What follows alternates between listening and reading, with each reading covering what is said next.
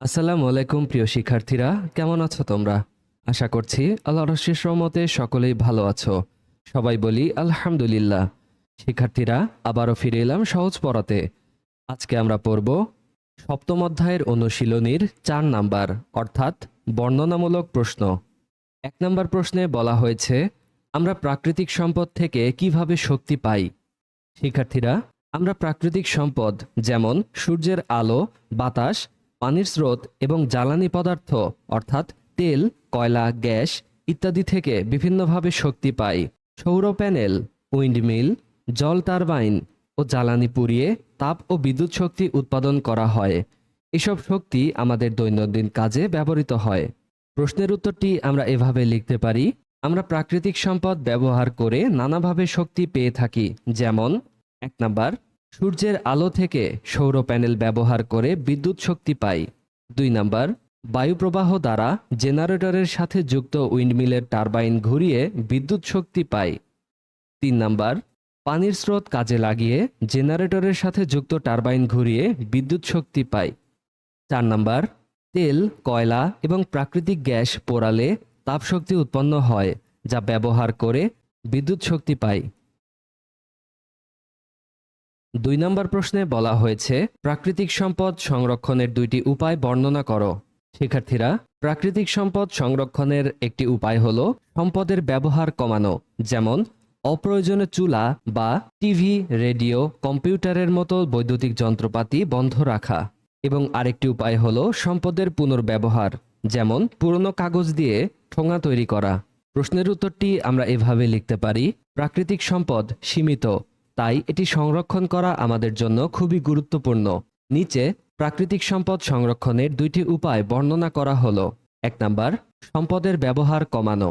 প্রাকৃতিক সম্পদ সংরক্ষণের সবচেয়ে ভালো উপায় হলো এর ব্যবহার কমিয়ে দেওয়া, যেমন রান্না শেষ হলে চুলা নিভিয়ে ফেলা। প্রয়োজন শেষে বৈদ্যুতিক যন্ত্রপাতি যেমন টিভি, রেডিও, কম্পিউটার বন্ধ করে দেওয়া। ২ নাম্বার, সম্পদের পুনর্ব্যবহার। ব্যবহৃত কোনো জিনিসকে মেরামত করে বা অন্য কোনো ব্যবহার্য জিনিসে রূপান্তরিত করে সম্পদ সংরক্ষণ করা সম্ভব। যেমন আমাদের লেখার খাতা ব্যবহার শেষে না ফেলে সে কাগজ দিয়ে ঠোঙা বানিয়ে পুনরায় ব্যবহার করতে পারি। এতে কাগজ উৎপাদনে ব্যবহৃত প্রাকৃতিক সম্পদ গাছ সংরক্ষণ হবে। ৩ নম্বর প্রশ্নে বলা হয়েছে, নবায়নযোগ্য জ্বালানির ব্যবহার বাড়ানোর প্রয়োজন কেন? শিক্ষার্থীরা, নবায়নযোগ্য জ্বালানি যেমন সূর্য, বায়ু ও পানি ব্যবহার করলে তা ফুরিয়ে যায় না এবং পরিবেশ দূষণও হয় না। জীবাশ্ম জ্বালানির বিকল্প হিসেবে এসব ব্যবহার করলে শক্তি পাওয়া যায় ও পরিবেশ রক্ষা হয়, তাই নবায়নযোগ্য জ্বালানির ব্যবহার বাড়ানো প্রয়োজন। প্রশ্নটির উত্তর আমরা এভাবে লিখতে পারি, নবায়নযোগ্য প্রাকৃতিক সম্পদ ব্যবহারের ফলে নিঃশেষ হয়ে যায় না, তা আবার ফিরে পাওয়া যায়। নবায়নযোগ্য জ্বালানি ব্যবহারের ফলে অনবায়নযোগ্য জ্বালানির মতো বায়ুতে দূষিত পদার্থ নিঃসৃত হয় না। সূর্যের আলো, বায়ু, পানি ইত্যাদি নবায়নযোগ্য প্রাকৃতিক সম্পদ জীবাশ্ম জ্বালানির বিকল্প হিসেবে ব্যবহার করে বিদ্যুৎ উৎপাদন করা যায়। এ কারণে নবায়নযোগ্য জ্বালানির ব্যবহার বাড়ানো প্রয়োজন। এবারে আমরা পড়ব ৫ নাম্বার। ৫ নাম্বারে বলা হয়েছে, বাম পাশের বাক্যাংশের সাথে ডান পাশের বাক্যাংশ মিল করো। শিক্ষার্থীরা, এখানে আমরা দুটি কলাম দেখতে পাচ্ছি। দুটি কলামে ৪টি করে বাক্যাংশ দেওয়া রয়েছে। এক্ষেত্রে তোমরা অবশ্যই বাক্যাংশগুলো প্রথমে পড়ে নিবে। বাম পাশের কলামে প্রথম বাক্যাংশটি সোনা। শিক্ষার্থীরা, ৪৯ পৃষ্ঠার এই অংশ থেকে আমরা জেনেছি সোনা, রূপা, তামা এবং লোহা খনিজ সম্পদ। সুতরাং সোনার সঙ্গে মিলবে খনিজ সম্পদ। দ্বিতীয় বাক্যাংশটি হল নদী।